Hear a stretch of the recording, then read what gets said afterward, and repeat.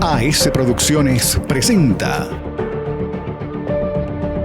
Cara a Cara con Rosalía. Bienvenidos, queridos amigos televidentes, a este programa.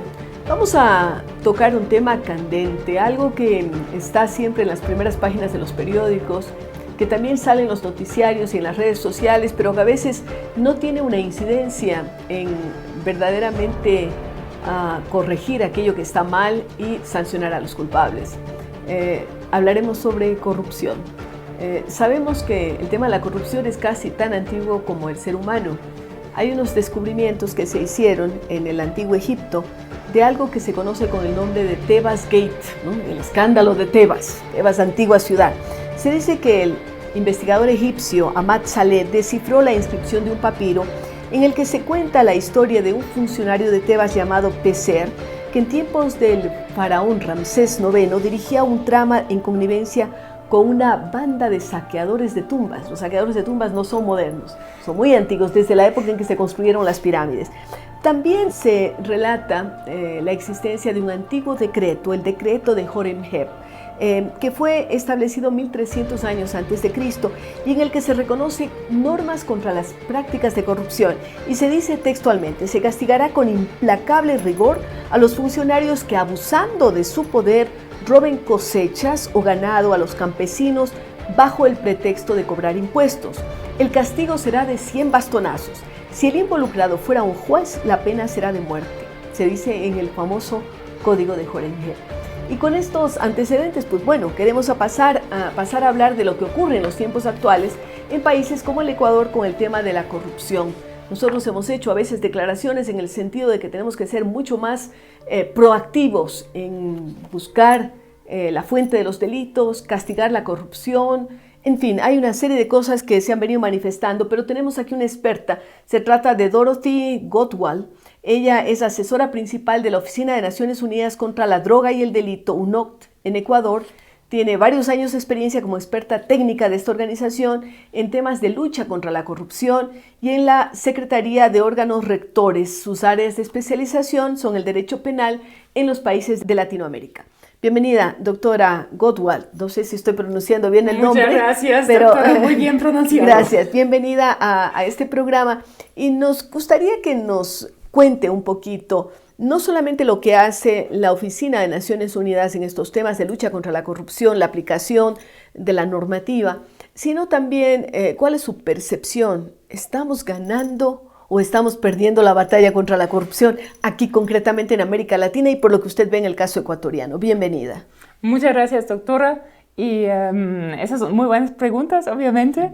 Realmente el tema de la corrupción es un tema de los últimos 20 años, que usted con mucha razón dice que eso es parte de la naturaleza humana, que eso existe desde que hay la humanidad, pero que realmente hay un enfoque, una atención a eso. Digamos, hace 30 años a nivel internacional era casi imposible hablar de corrupción. Entonces, eso empezó realmente a ganar un poco más de tracción cuando salieron las convenciones regionales. La más antigua es la de esa región de las Américas.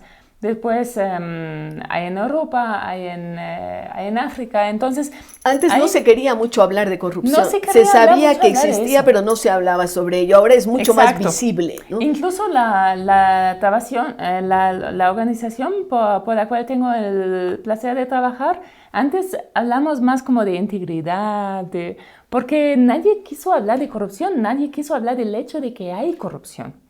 Ahora, hace 15 años entró en vigor la Convención de Naciones Unidas, que era como la última de las convenciones internacionales que hay y que también por eso es la más avanzada. Tiene un ámbito de aplicación más amplio que las convenciones regionales y en ese sentido realmente es único. Y también es único en el sentido que este instrumento es único en el sentido de que ahora tiene 183 estados parte. Entonces realmente si es que los países global. No firman, no entra en vigencia. En el caso de Latinoamérica, ¿todos los países han firmado o hay alguno que no? Sí, casi todos los países han firmado. Ya. En caso de Latinoamérica, todos han firmado. En el Caribe, todos menos muy pocos. Ya. Entonces... es decir, es ley para los países, ¿no? Es ley para los países que ellos se comprometieron a tomar ciertas acciones. ¿Y esas acciones cuáles son? Son acciones de prevención de la corrupción. Es el compromiso de penalizar ciertos actos, de tomar medidas para poder aplicar esos delitos, esos tipos penales, de cooperar entre sí a través de la extradición, el intercambio de información y la asistencia judicial recíproca y, muy importante, el compromiso de recuperar los activos robados y cooperar entre sí en ese sentido. Eso es muy nuevo. Claro. Ahora, estamos hablando de delitos que se cometen por autoridades o gente cercana a las autoridades, ¿no es cierto? Los de más alto nivel. Porque, claro, para los otros, un robo en la calle, qué sé yo, están las leyes de cada uno de los países. Estamos hablando aquí de delitos de cuello blanco. Estamos hablando de delitos de cuello blanco, pero no solo de los que están cerca de la autoridad, pero también del otro lado, porque por cada quien que acepta hay uno que da. Claro, tiene que haber siempre dos partes. Del sector privado Ya. Y de los particulares que cometen corrupción. Ya, y que le están perjudicando a los fondos públicos. Así es, así es. Si vemos a nivel global, hay una estimación, eso es muy difícil de estimar, pero hay una estimación de $2 billones por año en fondos ilícitos. Y con esto se corregirían tantos problemas en el mundo, ¿no? Así es. No habría hambre en el mundo, habría educación de calidad, porque la gente a veces cree que la corrupción es algo medio etéreo, está por allí y que no lo podemos dimensionar, pero estamos hablando de cifras como 2 billones de dólares por año, que es hartísimo, ¿no? Y entonces con esto no tendrían los niños que morir porque no hay atención médica o los niños que estar desnutridos porque no hay comida, ¿verdad? Así es, así es. Entonces, esa cifra enseña que la corrupción tiene un impacto horroroso al desarrollo. Entonces, si estamos hablando de los objetivos de desarrollo sostenible, si podíamos recuperar todo ese dinero a los países de origen y invertirlo de manera sostenible, de manera transparente para el desarrollo, ganaríamos mucho. Es verdad. Ahora, sabemos ya lo que está en juego, ¿no? Pero, ¿cómo están actuando los países según criterio de Naciones Unidas en esta lucha por prevenir la corrupción y también por recuperar los dineros, aquellos que han sido robados por gente inescrupulosa? Afortunadamente, realmente vemos una voluntad política muy fuerte a nivel internacional. Obviamente no es perfecta y no quiero idealizar, pero vemos una dinámica muy positiva. Entonces, lo que esa convención también tiene de particular es que tiene el primer mecanismo de examen de aplicación entre pares, quiere decir que los países se examinan entre sí y eso crea una riqueza de conocimiento sobre las medidas que los estados toman que pueden analizarse a nivel regional, a nivel por área, a nivel por sector y todo eso. Hay muchas lagunas. Hay también el tema de la falta de voluntad política.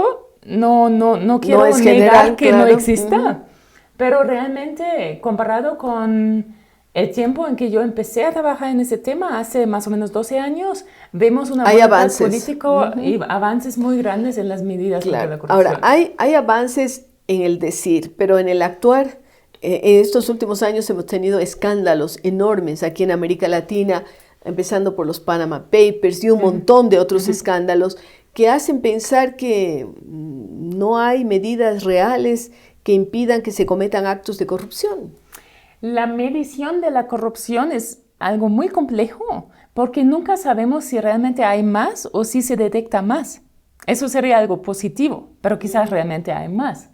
Entonces, lo que existen son los índices de percepción de la corrupción, pero eso solo nos dicen cómo la población percibe que hay o que no hay corrupción. Pero también que está adaptada a la corrupción, porque, por ejemplo, he visto las últimas encuestas ecuatorianas sobre cuáles son sus prioridades. Y claro, prioridades del trabajo, prioridades de educación, salud. Bueno, hay una serie de prioridades y casi al final aparece la lucha contra la corrupción. O sea, como bueno, hay corrupción, pero es un mal sin remedio y nos adaptamos a eso. Eso es muy grave. Existen encuestas en que la tolerancia hacia la corrupción obviamente es muy diferente en los diferentes países, sí. pero que aquí en Ecuador hay quizás un poco más tolerancia que en otros países. De eso existen encuestas y es importante reaccionar a eso haciendo campañas, haciendo sensibilización para que el ciudadano sepa que yo tengo el derecho de decir que no. Si alguien me pide dinero y yo no debo, yo tengo el derecho de decir y no me puede pasar nada, incluso puedo denunciar. Y también es saber que si alguien se arriesga a ofrecer un dinero, ese alguien está corriendo peligro de ser denunciado. Así es. ¿No es cierto? Así es. Puede ser el policía en la calle o puede ser el de alto nivel, ¿no es cierto? Exacto. Hay obviamente diferentes niveles de corrupción y requieren diferentes medidas para prevenirlas.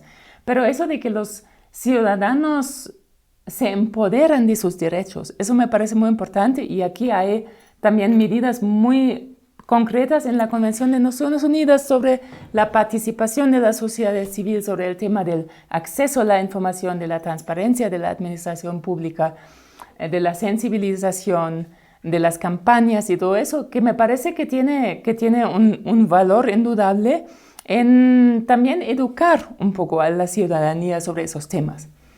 ¿Usted encuentra que aquí en el Ecuador se ha hecho suficiente en cuanto a leyes que tienen que ver con la lucha contra la corrupción?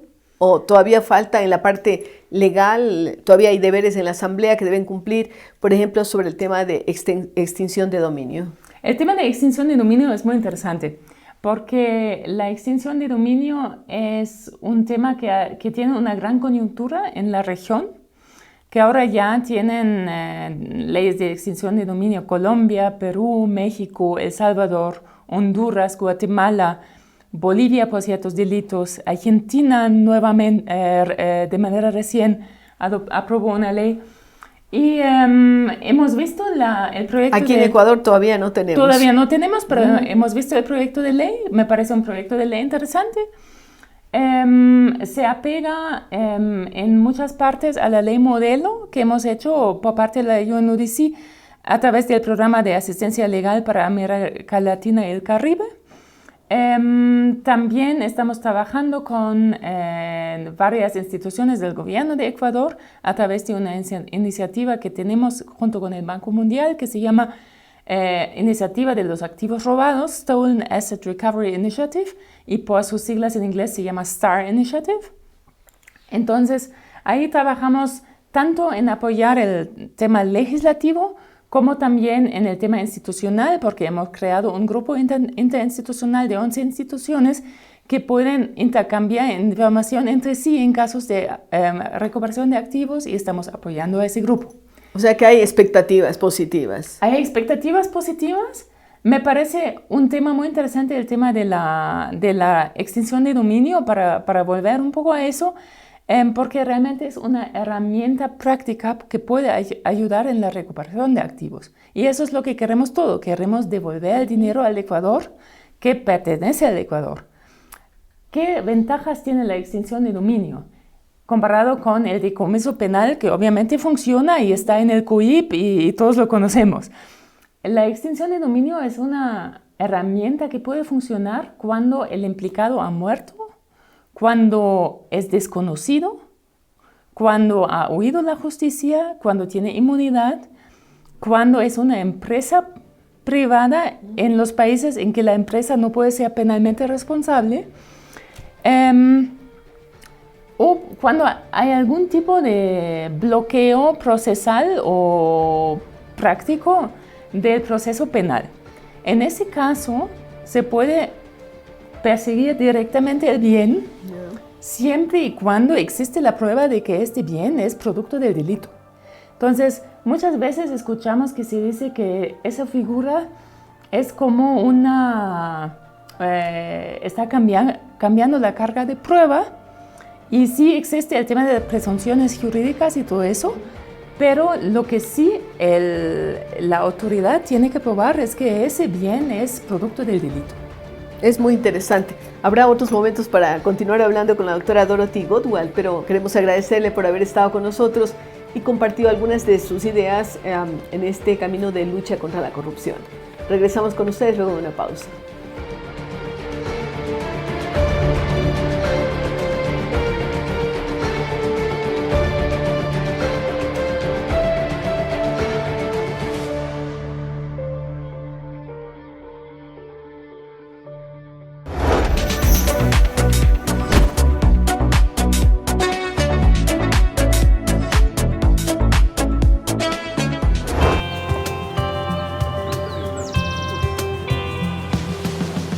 Somos de aquí y para gente como tú estamos aquí, para acompañarte, para apoyarte, para que juntos sigamos superando nuestros límites.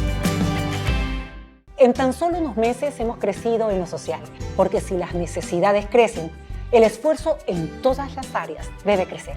Ahora con mi operación de catarata gratuita, gracias al municipio puedo ver clarito cómo crece mi Guayaquil en tema de salud.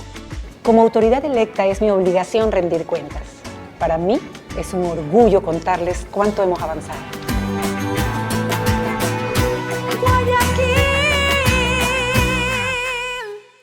Nunca tuviste sueños pequeños.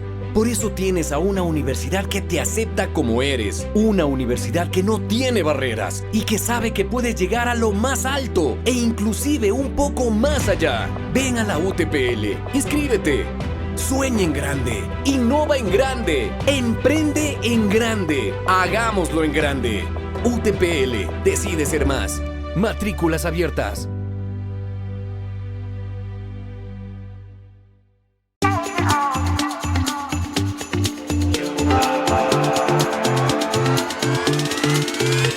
El CFF me enseñó que para alcanzar tus sueños no hay límites. La Escuela de Liderazgo me enseñó que la ética es el pilar fundamental de los nuevos líderes del Ecuador. Me gustaría trabajar contigo, con nuestro equipo de coach, para hacer de ti el líder del futuro. No pierdas esta oportunidad. Postula hasta el 28 de febrero.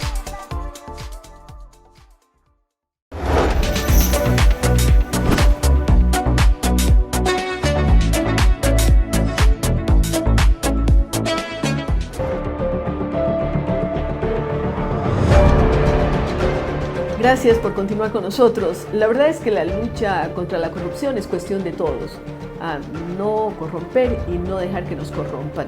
Pero por supuesto las autoridades tienen una mayor palabra en este sentido, una mayor capacidad de acción y también organismos que de alguna forma están intentando luchar contra la corrupción y que tienen un mandato de diferentes sectores. Nos referimos en este caso a una organización que se llama PADF, PADF, que es una ONG creada por la Organización de Estados Americanos, por la OEA.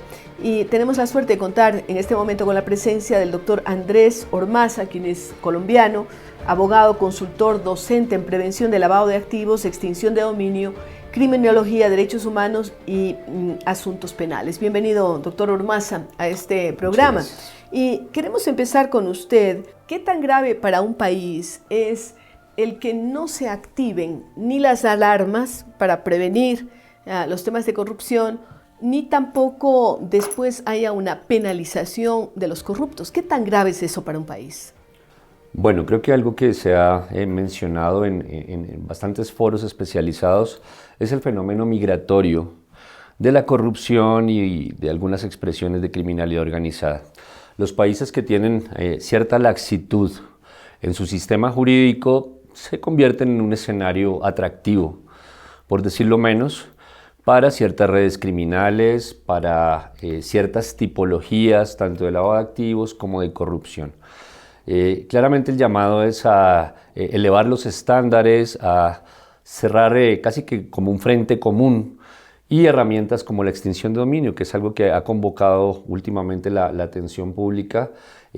Avanzan. Claro, porque no queremos que un corrupto esté 2 años o 4 en la cárcel ¿no es cierto? Esta persona logra, por buen comportamiento en la cárcel, que le disminuyan la pena y en 1 año y pocos meses sale a disfrutar impunemente, porque ya tiene patente de corso, de todo aquello que robó. Eso es lo que nos tiene indignados a muchísimos ecuatorianos, latinoamericanos y yo creo que en general en el mundo. ¿Cómo hacer que esto no se dé y que se vuelva una constante? Decir, bueno, robamos, pagamos alguna cosa, porque además hay cárceles privilegiadas también, ¿no?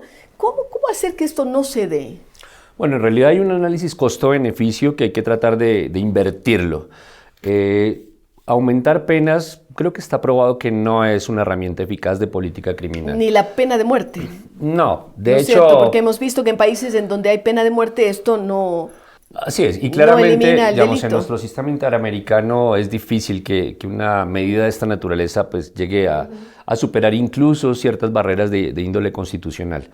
El tema, retomando esta situación de análisis costo-beneficio, implica que muchos delincuentes de cuello blanco o cabecillas de redes criminales están dispuestos incluso a sacrificar un periodo relativamente importante de su vida tras las rejas, sabiendo que al final de este periodo igual van a gozar de un patrimonio que durante este tiempo igual se ha duplicado, incluso la plusvalía termina favoreciéndolos, en fin. Lo que hay es que tratar de invertir esta ecuación y parte de este esquema de prevención situacional implica afectar un poco la razón de ser que es su patrimonio, su ánimo de lucro. Entonces, ¿cómo hacerlo? Bueno, la extinción de dominio es un paso, creo que gigante, es un mecanismo de política criminal. Disculpe si me refiero en primera persona a una experiencia profesional.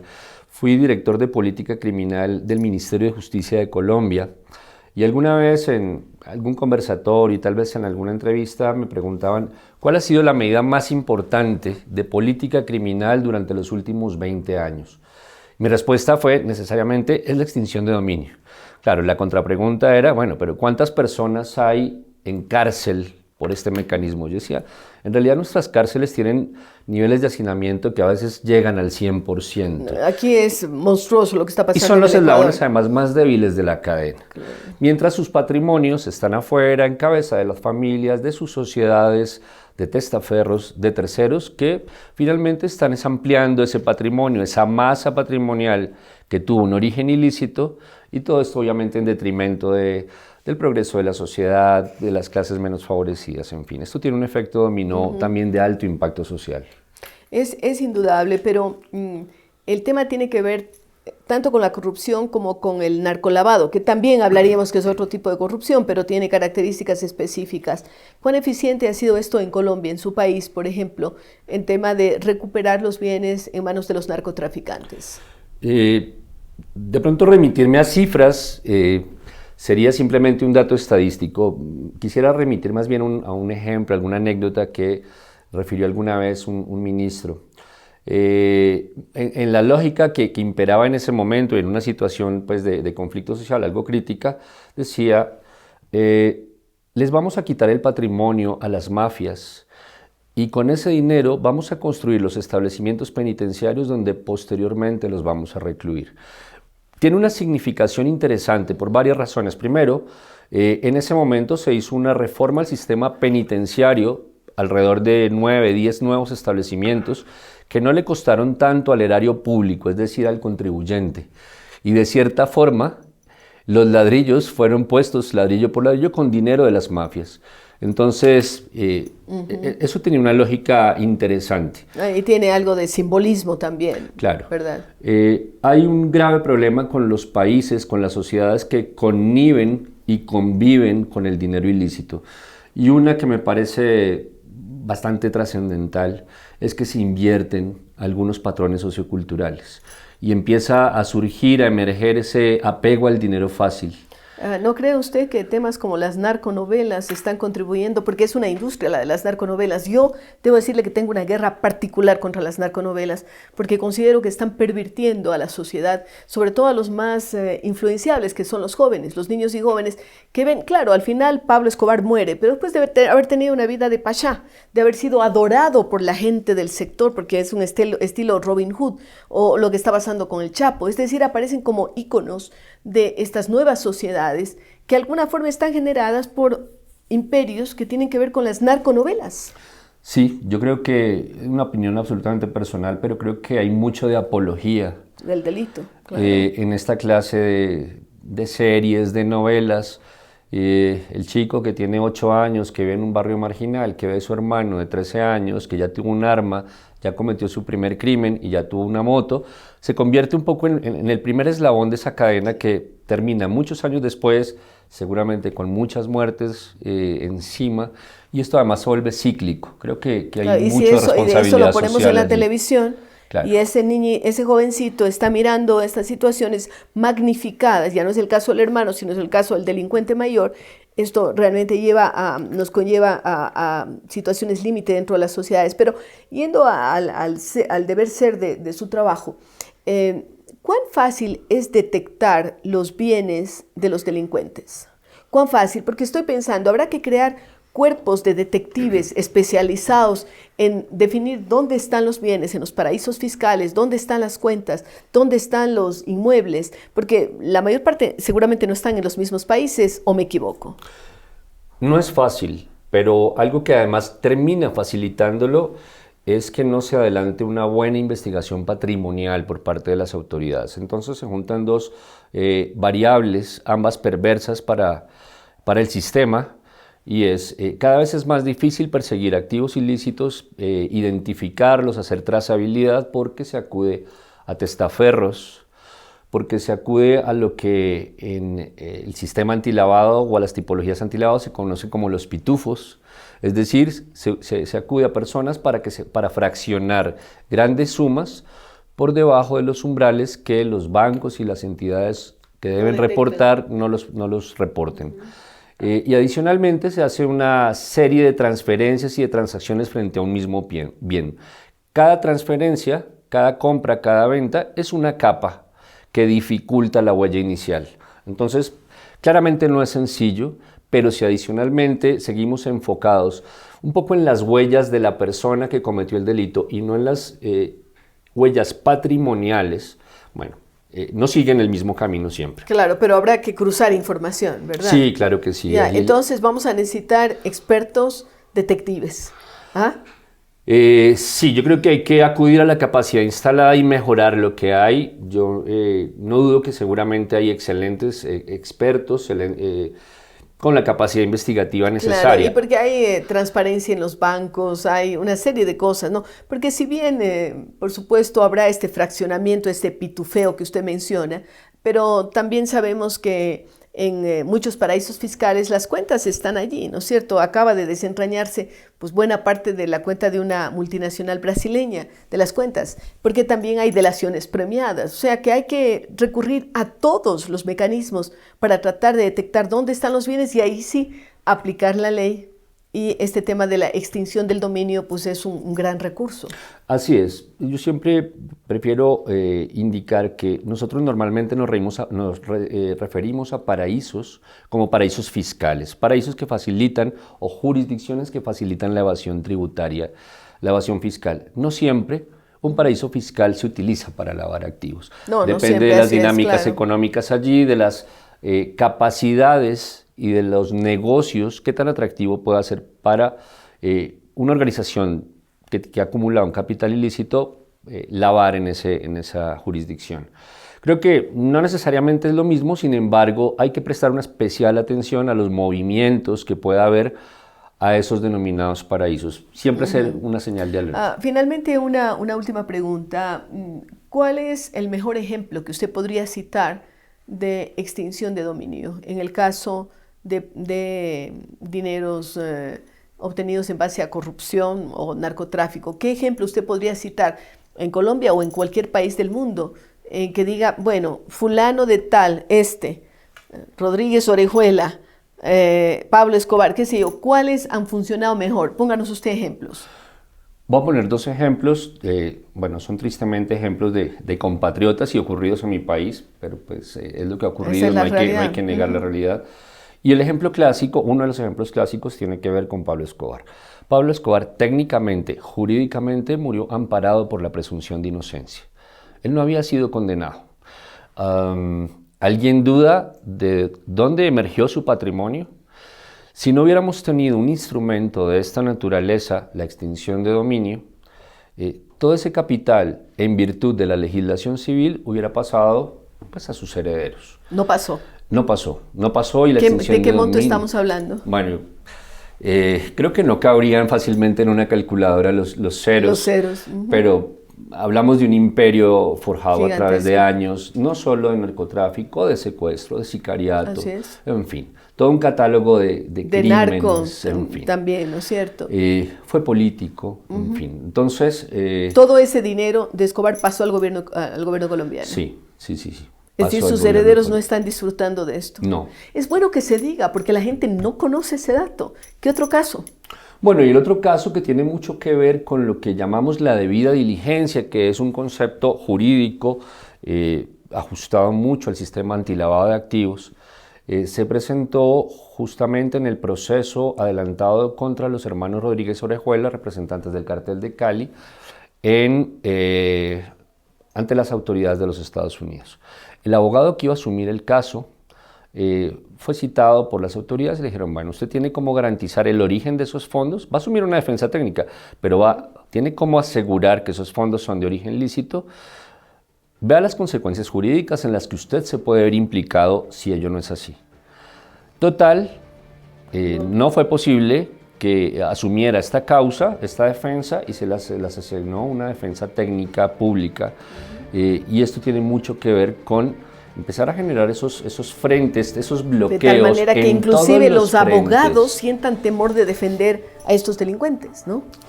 Interesante. Sí, hay unos preceptos éticos que serían complejos de analizar, porque incluso viene el análisis del secreto profesional, la defensa técnica, en fin. Pero sí está claro que cualquier patrimonio, independiente de quién lo posea, médico, abogado, contador, que haya tenido un origen espurio, puede verse en cualquier momento afectado por un mecanismo de esa naturaleza, una medida de esa naturaleza. Entonces, muy bien, queremos agradecerle mucho al doctor Andrés Ormaza, quien está actualmente radicado en el Ecuador y está participando en un proyecto que tiene que ver efectivamente con la lucha anticorrupción. Gracias. Muchas y con gracias. ustedes estaremos luego de una pausa.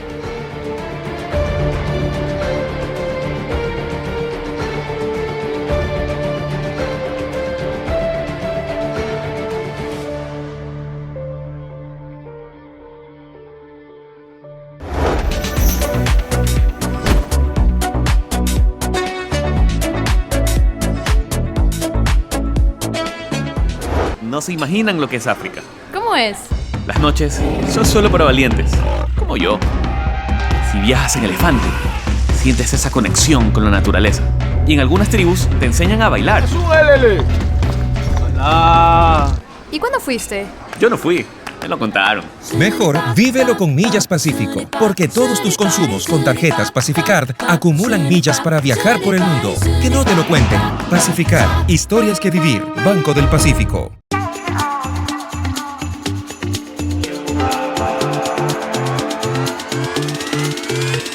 El CFF me enseñó que para alcanzar tus sueños no hay límites.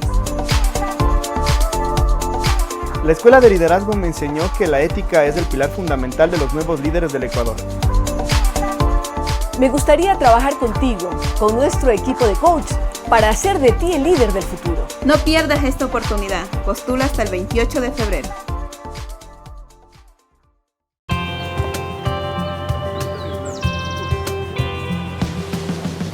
Somos de aquí y para gente como tú estamos aquí, para acompañarte, para apoyarte, para que juntos sigamos superando nuestros límites.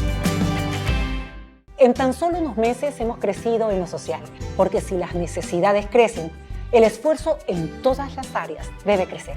Guayaquil crece cada día más en lo social, dando la oportunidad a niños con labio fisurado y paladar hendido a ser operados gratuitamente, entre ellos mi hijo y muchos niños más. Como autoridad electa es mi obligación rendir cuentas. Para mí es un orgullo contarles cuánto hemos avanzado.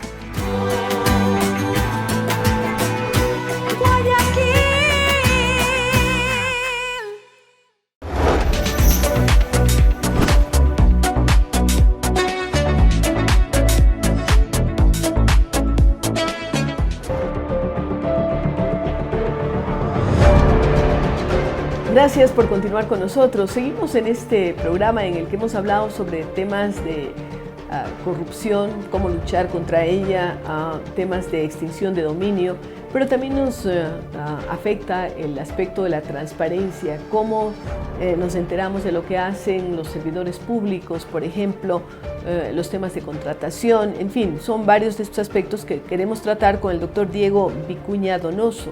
Él es de nacionalidad chilena, graduado en la Pontificia Universidad Católica de Chile, tiene también un minor en Historia Contemporánea en la universidad y tiene una amplia experiencia en estos temas de transparencia. Bienvenido entonces, doctor Vicuña, gracias por estar con nosotros. Vemos que usted dictó una conferencia precisamente en la Asamblea Nacional sobre estos temas y quiero empezar por el comienzo preguntándole, para usted, ¿qué es la transparencia?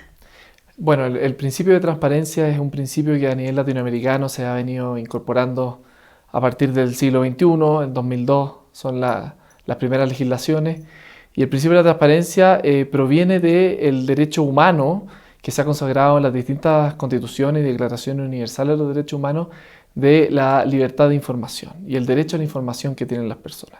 Es decir, el principio de la transparencia es una extensión de este derecho humano fundamental que es el derecho a la información.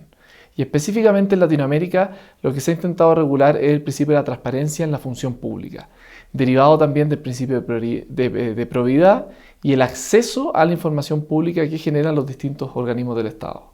¿Es eso tan difícil de conseguir? Porque parecería que seguimos hablando mucho sobre este tema de la transparencia. Cada gobierno que se estrena, puede ser presidente de la República o alcalde, dice voy a ser transparente, pero pasa un poco de tiempo y esa transparencia no existe y más bien vienen los temas de corrupción. Efectivamente, por eso se requiere de normas legales y regulatorias que sean robustas en los distintos países para que no dependa de cada gobernante o de cada ciclo político cuál más o cuál menos cantidad de transparencia tiene el sector público de cada país. Chile, por ejemplo, tiene una normativa de transparencia que ya va a cumplir 10 años, que proviene también con normas constitucionales de principio de transparencia y derecho a acceso a la información, que es muy importante porque en Chile nosotros contamos con un Consejo para la Transparencia, que es autónomo, que es independiente del poder político. ¿Quién lo nombra? Lo nombra, el Consejo para la Transparencia es nombrado por el Senado a propuesta del Presidente de la República, pero las causales de remoción son taxativas, por lo tanto el Presidente de la República no puede discrecionalmente pedirle la renuncia a los consejeros. Porque le afectó en su... Efectivamente, y eso es muy importante sí. Porque el Consejo para la Transparencia tiene como función principal fiscalizar que las distintas entidades públicas cumplan con el principio de transparencia y el derecho de acceso a la información que tienen los ciudadanos. ¿Cree que eso le ha hecho bien a la administración? Le ha hecho muy bien porque nosotros creemos que la transparencia permite no solo evitar la corrupción, sino que fortalecer la democracia y fortalecer también las instituciones públicas. Y también la fe pública, ¿no? Que la gente crea en las instituciones. Pero esto, por supuesto, es indispensable que exista un marco legal, leyes robustas, como usted ha manifestado, pero también educación ciudadana, es decir, que la gente acceda a ese derecho, porque claro, puede estar allí, usted dice estoy poniendo todo online, pero finalmente la gente no hace uso de ese derecho. Efectivamente, el principio de transparencia tiene una de sus finalidades en el control ciudadano que se ejerce respecto a los actos de la administración, precisamente por el acceso a la distinta información pública que se genera. En Chile tenemos un sistema que es de transparencia activa y transparencia pasiva. El sistema de transparencia activa es aquella obligación que tienen los distintos órganos del Estado de publicar distintas cosas, ya sea salarios, viáticos que se utilizan, bienes muebles que utilizan los servicios públicos, y también está la transparencia pasiva en la cual los ciudadanos pueden solicitar a los distintos organismos una serie de elementos que los organismos están obligados a entregar dicha información. Ahora, efectivamente, cuando no hay una debida educación ciudadana al respecto, quienes ejercen el control de transparencia generalmente es el periodismo únicamente, que tiene un mayor interés en estas materias y no el control ciudadano, claro, el ciudadano común y corriente. Aunque en Chile, precisamente porque en el último tiempo hemos tenido unas situaciones bastante complejas de crisis social y de violencia en nuestro país, ha aumentado la cantidad de ciudadanos que solicitan información a que través quieren estar enterados. Quieren estar enterados, y precisamente porque en Chile hoy día estamos pasando por un proceso de una sensación de que las instituciones públicas no responden a los requerimientos de la ciudadanía, lo cual es muy complejo. Por tanto, mientras más transparencia exista, se puede recobrar la confianza de los ciudadanos de una forma más efectiva y más rápida. Ahora, ¿cómo ayudan las modernas tecnologías a estos temas de transparencia? Bueno, es muy complejo porque las tecnologías más modernas lo que hacen es principalmente utilizar datos personales de los distintos ciudadanos para lograr ciertos objetivos, no solamente en el tema público, sino que también en el tema privado. Hoy en día los distintos países del mundo tienen mucha complejidad con el manejo tanto de los datos personales como de los elementos de la vida privada o datos sensibles que se consideran también. Y esto se debe a que el dato personal pasó a ser un bien económicamente muy valorado, precisamente porque quienes tienen acceso a distintas bases de datos, preferencias de consumo, tienen una ventaja comparativa con sus competidores respecto a cómo ofrecer distintos bienes y servicios al público. Y ahí se genera una colisión de derechos, que es una materia muy interesante a nivel legal respecto a qué debe primar, si el principio de transparencia o el derecho a la vida privada y a la reserva de las comunicaciones privadas. ¿Quién está ganando en esta puja, en esta lucha? Bueno, Chile tiene una situación muy particular en que tanto el derecho de acceso a la información como el derecho a la vida privada tienen reconocimiento constitucional. Por lo tanto, ni una norma prima por sobre la otra. Sí, el principio de transparencia es la regla general en Chile y el secreto o reserva tiene que ser expresamente señalado en la ley. Pero nosotros contamos con legislación de transparencia y de protección de datos personales. Y por lo mismo, el Consejo para la Transparencia es hoy la entidad que debe resolver cuando exista colisión de derechos entre la transparencia y los datos personales y aplicar lo que se ha llamado un test de proporcionalidad respecto a qué bien debe primar sobre el otro. ¿Ha habido algún caso simbólico sobre estos temas? Bueno, en Chile existen actualmente dos temas que se están discutiendo mucho. En primer lugar, respecto a datos personales, los correos de los funcionarios públicos. Específicamente lo que ha señalado la entidad de transparencia es que los correos sí pertenecen a la esfera privada de las personas, pero el correo de la repartición pública dejaría de ser privado precisamente porque esa es una institución pública. Es lo que se argumentó en la campaña electoral con la señora Hillary Clinton, cuando Wikileaks, o se piensa que a través de Wikileaks deja transparentar correos que eran suyos, personales, pero que estaban en su casilla de correo oficial. Oficial público, efectivamente. Claro. Tenemos ese problema, y el otro tema que se ha dado no es entre transparencia y dato personal precisamente, sino que entre dato personal y seguridad pública, que se da que en Chile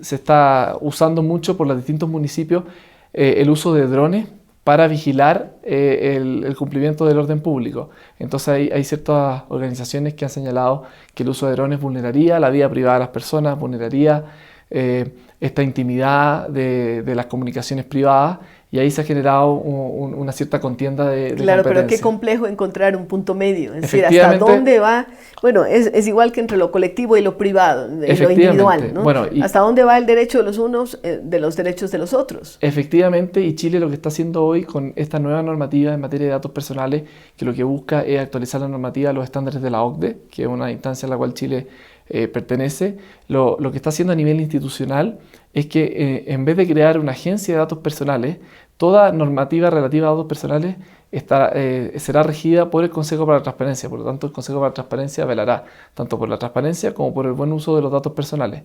Esto va a generar, por supuesto, una jurisprudencia donde se podrá determinar de mejor manera qué bien prima sobre otro en distintos casos, y por supuesto que posteriormente siempre está la posibilidad de reclamar ante tribunales superiores de justicia. Claro, ahora el peso del Consejo de la Transparencia es cada vez mayor.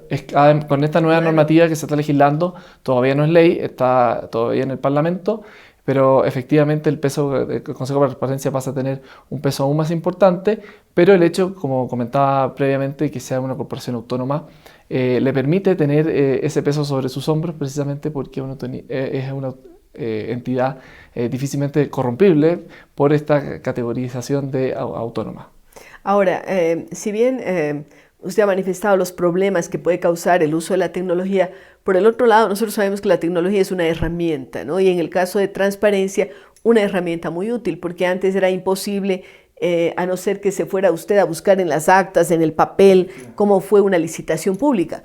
pero porque por más pública usted o tiene que buscar el periódico y pueden tener acceso unos pocos, pero ahora si lo coloca online, se supone que puede tener acceso cualquier persona y es una herramienta de transparencia muy importante. Efectivamente, la tecnología, siempre que sea bien utilizada, es una herramienta muy positiva para los ciudadanos. De hecho, en Chile... Yo puedo arrojarle este vaso a usted y esto es una herramienta para el mal, o puedo servirle un vaso de agua. Entonces, todo es una herramienta, ¿no? Efectivamente. Para bien o mal. Y si se bien utiliza, de hecho, en Chile tenemos un sistema de que se generan banners en las distintas páginas web de los servicios públicos, donde el ciudadano tiene la posibilidad de fácilmente pinchar ese banner y acceder a toda la información que esa repartición debe entregar obligatoriamente porque la ley se lo encomienda.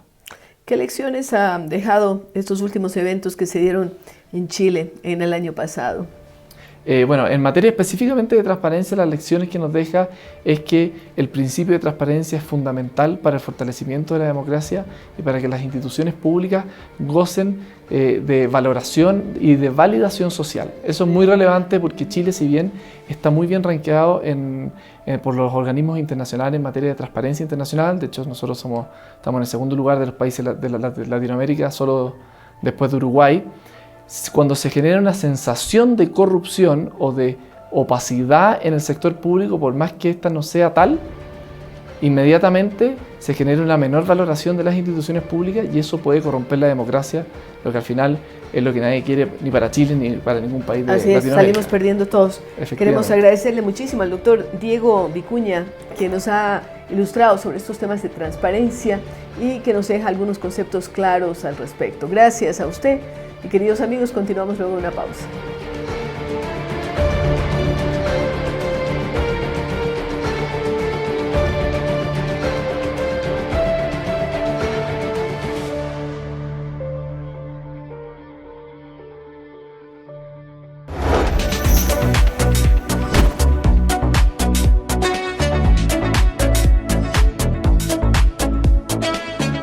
En tan solo unos meses hemos crecido en lo social, porque si las necesidades crecen, el esfuerzo en todas las áreas debe crecer. El programa Por un Futuro Sin Drogas me sacó de las calles, ahora tengo hasta un trabajo. Guayaquil me dio una nueva oportunidad. La ciudad crece a diario apoyando a su gente. Como autoridad electa es mi obligación rendir cuentas. Para mí es un orgullo contarles cuánto hemos avanzado.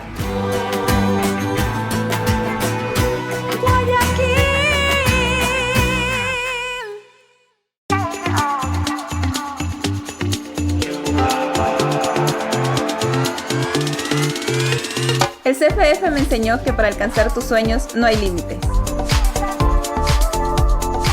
La Escuela de Liderazgo me enseñó que la ética es el pilar fundamental de los nuevos líderes del Ecuador.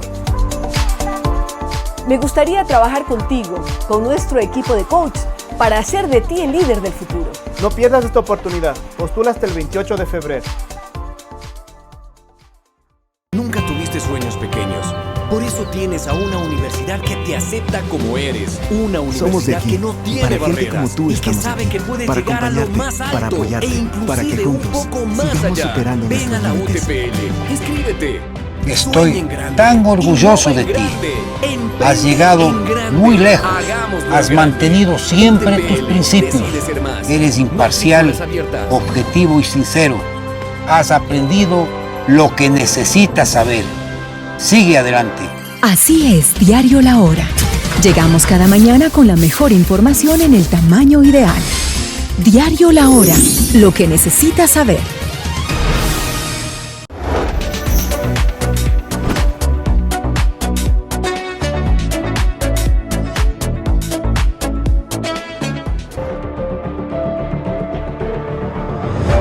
El segmento cultural llega a ustedes gracias al auspicio de Hidalgo e Hidalgo Constructores, contribuyendo al desarrollo del país y apoyando a la educación.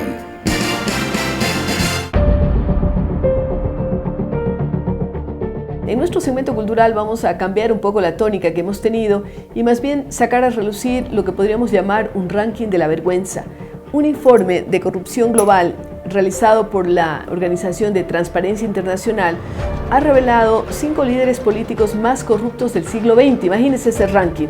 La clasificación se llevaba a cabo según las cantidades malversadas o robadas por cada uno de ellos. Tenemos a Mohamed Suharto, que fue dictador de Indonesia. Se estima que se apropió de entre 15 y 35 millones de dólares. Luego tenemos Ferdinand Marcos en Filipinas. Los cálculos apuntan a una fortuna entre 5 y 10 mil millones de dólares. Mobutu Sese Seko de Zaire se le calcula una fortuna de 5 mil millones de dólares, todos apropiados de fondos públicos. Sani Abacha, Nigeria, malversó fondos valorados en alrededor de 5 mil millones de dólares. Y finalmente, en Slobodan Milosevic, Serbia, la antigua Yugoslavia, una fortuna estimada en 1.000 millones de dólares. ¿Qué tal este ranking? El segmento cultural llegó a ustedes gracias al auspicio de Hidalgo e Hidalgo Constructores, contribuyendo al desarrollo del país y apoyando a la educación.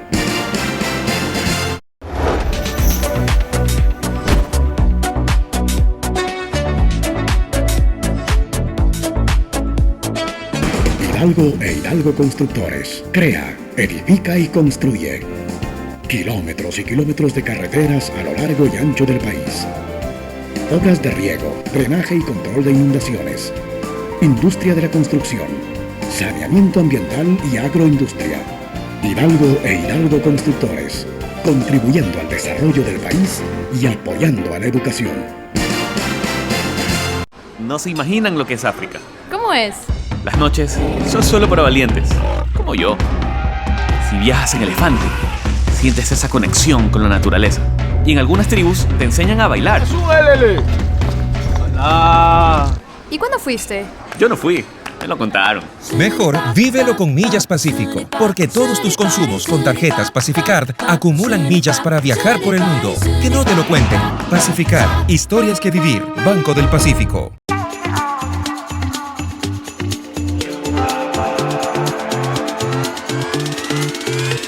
El CFF me enseñó que para alcanzar tus sueños no hay límites. La Escuela de Liderazgo me enseñó que la ética es el pilar fundamental de los nuevos líderes del Ecuador. Me gustaría trabajar contigo, con nuestro equipo de coach, para hacer de ti el líder del futuro. No pierdas esta oportunidad. Postula hasta el 28 de febrero. En tan solo unos meses hemos crecido en lo social, porque si las necesidades crecen, el esfuerzo en todas las áreas debe crecer. No podía ni caminar y de manera gratuita gracias al programa El Municipio de Operaciones de Rodilla, hoy mi vida es otra. Ya no hay dolor, me puedo mover y hasta me están ayudando con la fisioterapia. Como autoridad electa es mi obligación rendir cuentas. Para mí es un orgullo contarles cuánto hemos avanzado.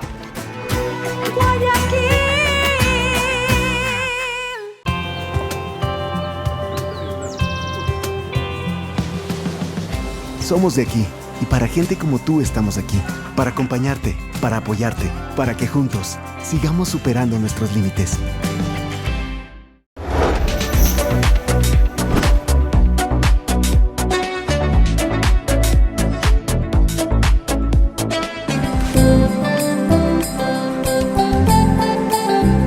En nuestro segmento de la comunidad ¿Qué pasa con? Veremos lo que nos traen.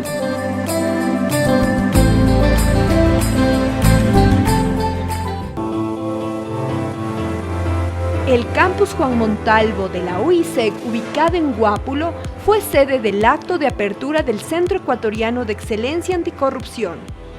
La firma que acogemos el día de hoy es una firma que nos llena de orgullo porque es el lanzamiento de una iniciativa colectiva construida entre las universidades. El Centro Ecuatoriano de Excelencia Anticorrupción ha sido una iniciativa que ha venido desde los decanos, desde los profesores, y eso creo que tiene un valor importantísimo para la academia, porque en los últimos años no estábamos muy acostumbrados a trabajar colectivamente. Y quiero felicitar esa iniciativa, quiero felicitar que el CES, que ha promovido que las universidades empiecen a trabajar conjuntamente y que también las universidades estemos todas abiertas a trabajar conjuntamente y sobre todo por una temática tan importante como esta. Yo creo que si la academia no se compromete con el análisis de temas que nos comprometen a todos, como la lucha anticorrupción, como el gobierno abierto y la transparencia, pues creo que tenemos mucho que enseñar y mucho que divulgar. El El encuentro contó con la presencia del vicepresidente del Ecuador, Otto Sonnenhösner, María Alejandra Muñoz, directora de la Aduana del Ecuador, Evangelina Gómez, directora de Ceres, Sylvie Berat, embajadora de Canadá en Ecuador, y Pablo Dávila, representante del Comité por la Institucionalización Democrática. Ellos compartieron su opinión sobre la importancia de la lucha contra la corrupción en el Ecuador.